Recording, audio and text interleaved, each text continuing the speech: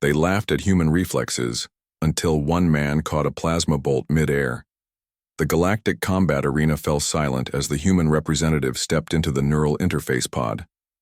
Ambassador Crixtal's mandibles clicked in what passed for laughter among the Zephyrian species, while the crystalline beings of Nexus Prime hummed in frequencies that translated roughly to mockery.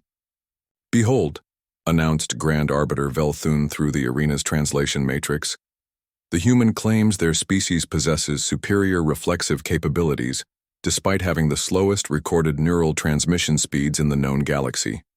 Marcus Chen ignored the ripples of amusement that cascaded through the assembled representatives of 47 species. He'd volunteered for this demonstration knowing full well that humanity's reputation hung in the balance. 3 months ago, the Terran Federation had been denied membership in the Galactic Defense Coalition, specifically because their biological limitations were deemed catastrophically inadequate for modern warfare. The statistics were damning.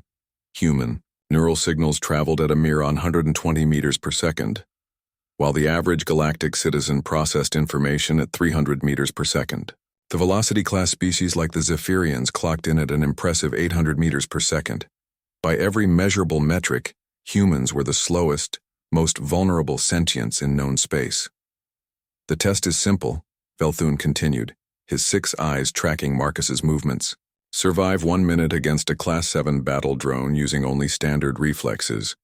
No technological enhancements, no predictive algorithms, no assistance of any kind." Marcus nodded grimly. A Class 7 drone was military-grade, designed to eliminate armored targets. Its plasma bolts traveled at significant fractions of light speed, and its targeting systems could track dozens of objects simultaneously. Against such a machine, even the fastest Velocity-class warriors rarely lasted 30 seconds. The arena materialized around him, a stark white chamber with scattered cover points. The drone descended from the ceiling, a sleek obsidian killing machine bristling with weapons arrays. Marcus's heart rate spiked as adrenaline flooded his system, triggering responses that his species had honed across millions of years of evolution. The first plasma bolt erupted from the drone's primary cannon. Time seemed to slow.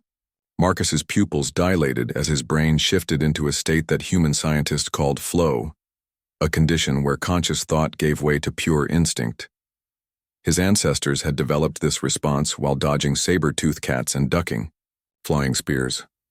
Now it served him against stellar weaponry. He dove left as the superheated plasma seared the air where he'd been standing. The alien observers shifted restlessly. Velthun's assistant whispered calculations. At human reflex speeds, the bolt should have vaporized Marcus before his nervous system could even register the threat. But Marcus wasn't relying on simple nerve conduction velocity. The second bolt came faster. This time Marcus didn't wait to see the flash.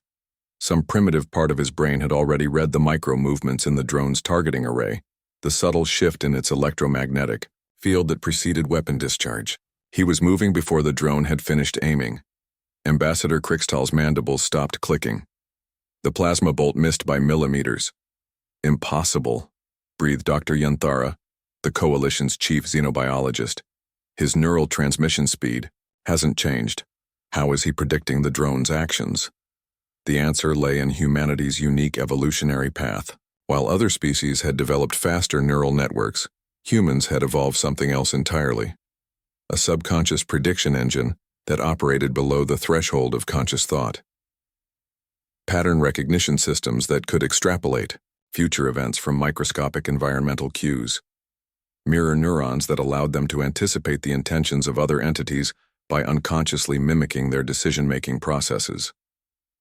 Marcus rolled behind a barrier as a salvo of bolts traced his path. His breathing was controlled, measured. Every human child learned early that panic was the enemy of survival. Clear thinking under pressure wasn't just a human trait, it was their defining characteristic. The drone adapted, as all Class 7 units were programmed to do. It began firing in seemingly random patterns, attempting to overwhelm Marcus's ability to predict. But randomness was an illusion. Every system had tells, and Marcus's brain was already mapping the machine's decision tree.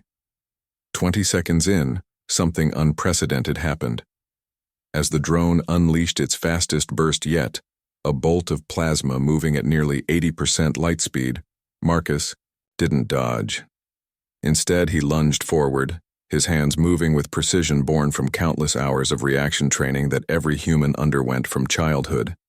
The arena's collective gasp was audible across all translation frequencies as Marcus's fingers closed around the plasma bolt itself.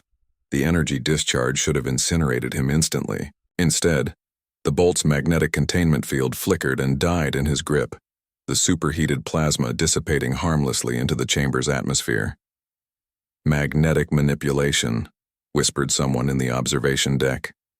He disrupted the field, matrix with bioelectric interference. But that wasn't quite right either. Marcus hadn't consciously manipulated anything. In that moment of perfect focus, his nervous system had simply recognized the bolt's containment field as another pattern to be disrupted. Human bioelectricity was chaotic compared to most species, a byproduct of their evolutionary development in Earth's electromagnetic-rich environment.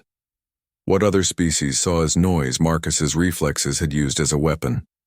The drone, confused by the impossible intercept, hesitated for 0.03 seconds, an eternity in combat terms.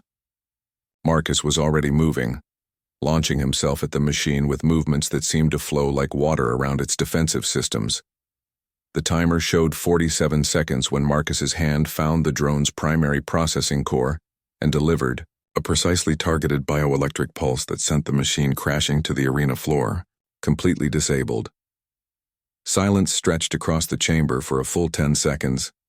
Then Grand Arbiter Velthun's voice cut through the quiet, heavy with newfound respect. "Perhaps we have been measuring the wrong variables." Ambassador Krixtal's mandibles resumed their clicking, but now the sound carried no mockery. The Terran Federation's application for coalition membership will be reconsidered.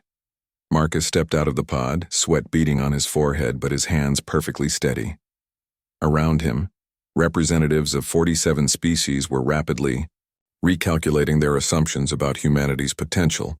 They had laughed at human reflexes, assuming that speed was everything. But humans had evolved something far more valuable than velocity: the ability to find patterns in chaos, to remain calm under pressure, and to turn their apparent weaknesses into unexpected strengths. As Marcus walked toward the exit, Dr. Yunthara approached him with something approaching awe. "How did you know you could catch the plasma bolt?" Marcus smiled, the expression carrying all of humanity's quiet confidence. "I didn't. But sometimes the best reflex is the one you don't think about." Behind them, the disabled drone sparked once and went dark, a testament to the fact that in the vast galaxy raw speed meant nothing without the wisdom to use it.